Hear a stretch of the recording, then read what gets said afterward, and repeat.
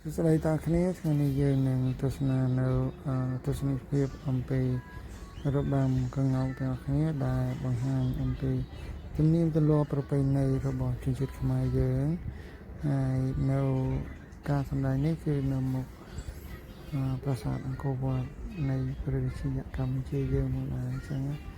គឺមើលទៅពួកគាត់ទាំងអស់គ្នាសម្ដែងបានល្អមែនទែនហើយពួកគេជាយុវជនស្ម័គ្រចិត្តដែលពួកគេសម្ដែងហើយនឹងហាត់សមនេះគឺរយៈពេល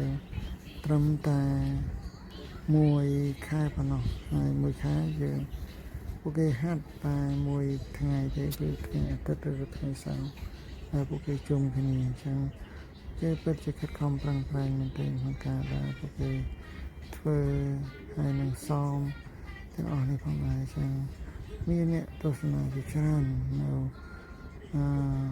ការសម្ដែងមួយនេះផងដែរអញ្ចឹងសូមបងប្អូនទាំងគ្នាមើលទាំងអស់គ្នាហើយនឹងសំឡេងខ្ញុំបានបិទហើយព្រោះអាចជួបសំឡេង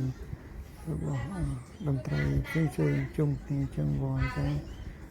អរគុណច្រើនសូមទស្សនាដល់អរគុណ